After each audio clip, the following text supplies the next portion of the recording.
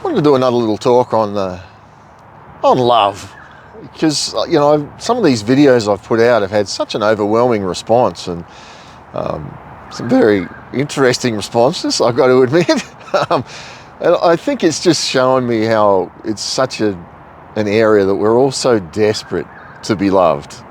We're all so desperate to be loved in our heart and soul. And I think probably being on a journey of, I talk about making love to the Spirit, intercourse with the Spirit, then intercourse with the heart and soul, and then coming into natural intercourse. And I was thinking about the intercourse with the heart and soul and the beauty of that time. It's such a precious time, and it's like any intercourse. You can't hurry it.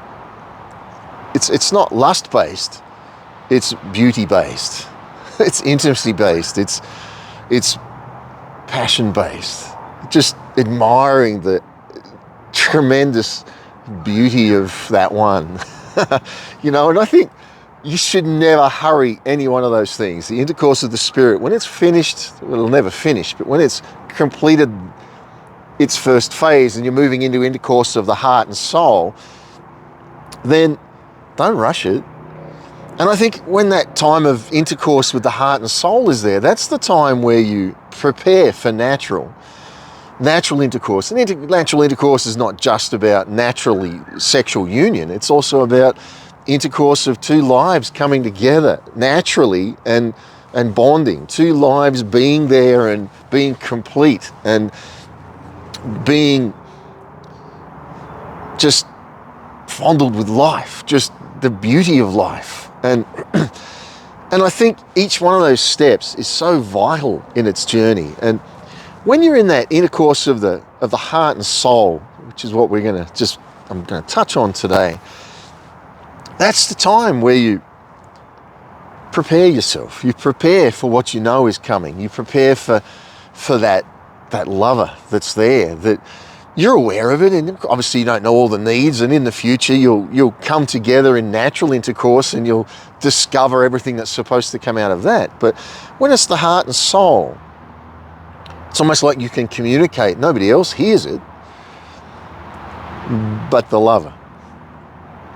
And to me, that's such a precious time, because it's the further step in that whole, foundation of what's going on. And I think the future in this, it's such an area of need, because there's so much on the internet that's just bums and boobs, and all about, like we've talked about, all about transactional relationships. You'll do this for me, I'll do that for you, and if he doesn't do that, then you don't want him for that. And they completely don't get intercourse of the Spirit or intercourse of the heart and soul. They just go straight to trying to breed, start straight to control, start straight to fear of betrayal. There's always going to be uncertainty there, but if there's ever uncertainty in a relationship, it just means you've not had intercourse of the Spirit and intercourse of the heart and soul. Because when you've had that, there's nothing that person would ever do intentionally to hurt you, betray you, or break your heart. It's just, but the other way around, like I've said, you can't take it the other way. You can't have natural intercourse and jam it down into spiritual intercourse or intercourse with the heart and soul. It can't happen. It's prostitution of the soul. And, I think, again, so many relationships are based in prostitution of the soul. They might have started innocently, but as we've sold out who we are to be in this relationship, we're prostituting our soul. And I think it's time we all stop doing that. I believe religion has held many people in places in relationships where they should not be. The guilt of it, and there's so many aspects to that. But we got one shot at this life. And I believe the God that I serve is a God who is all about completeness, freedom and life. And yes, you might have made a mistake. We've all done that. We might be where we shouldn't be. We might be doing what we shouldn't be doing. But the important thing is we put in place what needs to be put in place to fix it and to get to where we need to be. Because the rest of our life can be with our lover. with a lover of our spirit, a lover of our heart and soul that's progressed to loving into the natural. And then you'll overcome any obstacles. You'll journey anywhere together. You'll change the world together.